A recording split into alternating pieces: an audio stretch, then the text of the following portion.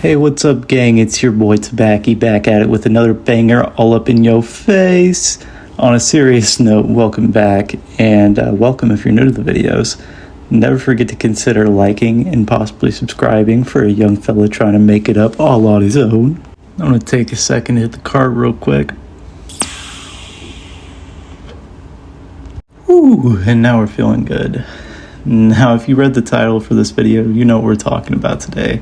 We're going to be talking about the very beginning of my descent into depravity, the prepubescent Tabaki who was huffing Smarties for fun at lunch, chiefing vapes after school. Funny enough, this story actually takes place before that, in the summer leading up to my first year of middle school in 2019. Now, to elaborate and to evaluate on my situation and tell you exactly how this went down, at the time I was living with my aunt, and my uncle had been in the picture for maybe about 3 years at this point. Before that, I was, completely an only child. But my uncle, he has these two sons, and they're my older cousins now.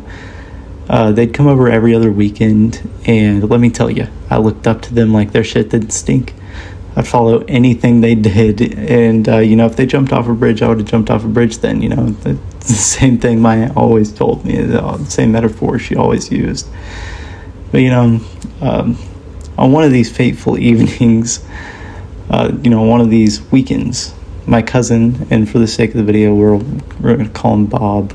Bob came over to stay the weekend, and I was very excited. I thought he was so cool. Bob was always a very eccentric kid. He loved to hit me and pick on me, but, I loved to be around him. I just thought he was so cool for some reason.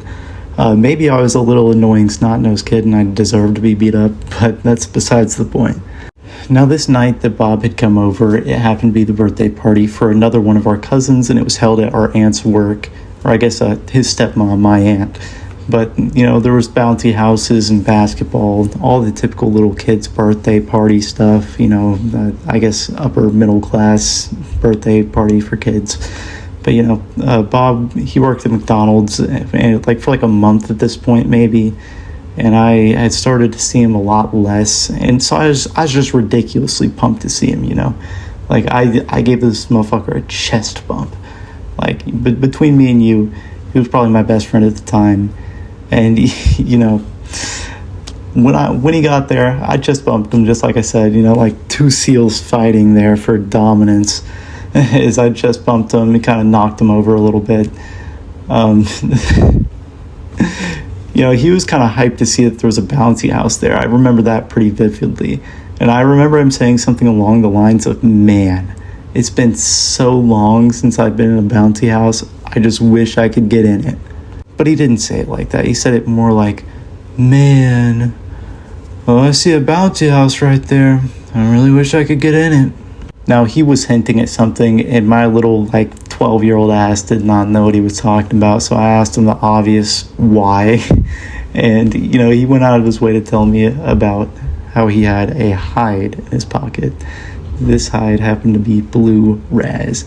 He told me that I was more than welcome to hit it if I held on to it for him so he could get in the bounty house. Now, I wasn't no fucking idiot. I had heard of this brand called Hyde, and I knew it was premium, at least according to what my friends had told me. And, like I said, I wasn't an idiot. I knew what vaping was. I had friends who smoked, but I had never had a consequenceless opportunity, or at least in my mind, I didn't have a consequenceless opportunity to try it. Now, at this point in my life, I was kind of a goody two-shoes. I was bone sober all the time. I, would not touch smoking. I would never put something like that in my lungs. But, I had never really smoked, so I was hesitant. But, I wanted to look cool more than anything in front of Bob. My cousin, he was my rock for some reason. But, I was the biggest conformist. It wasn't even funny.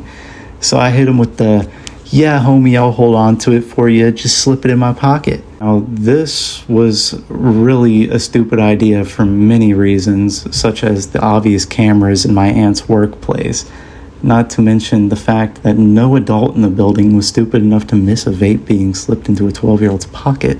So my cousin Bob, he came up with a lot more of a brilliant plan than I had, that was for sure.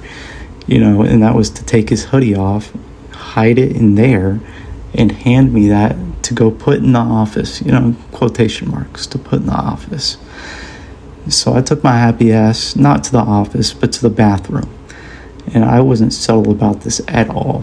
I'm pretty sure the actual words that came out of my mouth were, "Don't mind me, I'm just going to the bathroom." But nevertheless, the stupid shit I said, I made it to the bathroom and I ripped that bitch like 15 times. Now, surprise, surprise, when you're that much of a lightweight, you get the most atrocious nick buzz in the entire world. I mean, an absolutely awful feeling, like a kind of feeling like it's not fun. It's almost like the head rush, but like whole body, and not like, it's numbing. It's not very fun, and it was too much for me to handle at the time. And dude, I'll tell you what, I'd do anything to go back to those days. I say it was an atrocious feeling, but truthfully, I don't feel anything anymore, and I would love to go back to those days. Enough with me getting sidetracked, though. After this atrocious nick buzz, or at least what felt atrocious at the time, I then tried to take it back to my cousin, and at this point, I was sort of worried that I'd get caught, because I was just a bumbling idiot. I was 12 years old at the time, a little 12-year-old in the 6th grade, or going into the 6th grade, which way too young to be doing that stuff. But fuck it, we ball. We did what we did. We don't throw a fit, and we are who we are because of what we did in the past. But anyway, I'm heading back to the gym. I'm just trying to get this vape back to my cousin because, Bob deserves it. He was over there fiending for Nick. He was scratching his neck. He was fiending for it like a crack addict at Little Caesars, man. In his mind, he needed this Nick, and he needed it right now. He needed it really bad. So the deal we kind of ended up making for that time was essentially taking shifts with the vape and the bouncy house. So we got equal amounts of time and enjoyment on both ends. And I was more content with that than I really think he was. But in my mind, it was kind of like, fuck yeah, I get to smoke, and then I get to get in the bouncy house all lightheaded and repeat the process.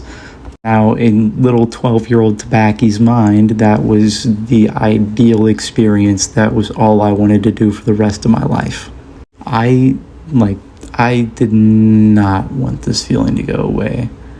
This was the coolest thing in my mind after this ordeal, and we make our way back home to my aunt's house. We chilled in his room watching Shameless, which peak show, by the way, especially when you're a horny middle schooler, like going into 6th grade, dude.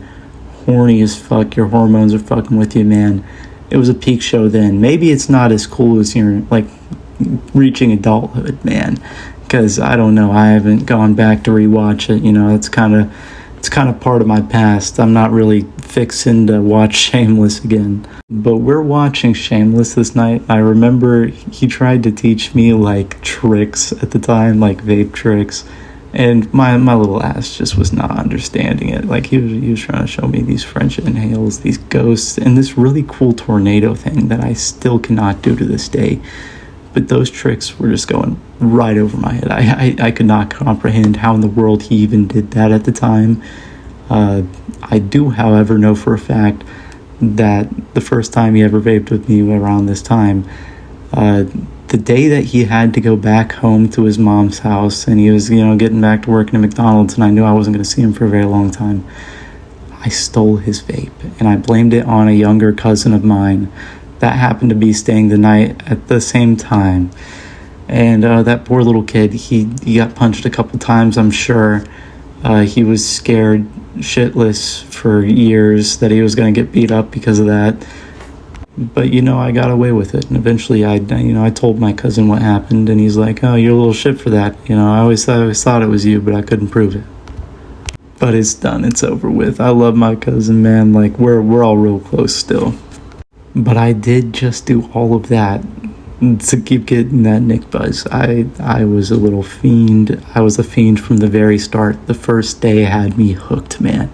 Now, this was like just specifically the first time, but I have plenty of other stories, man. I'll tell you what, is throughout that entire like year, it was kind of the same process, like the same sort of things that we did. We just chilled in the room. We watched Shameless, Paradise PD on Netflix, Brickleberry.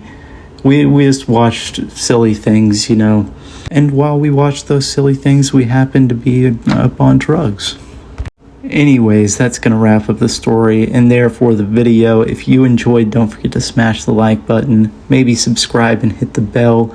If you farted during this video, gross, but no matter what, have a good day, and I'll see you in the next sesh, man.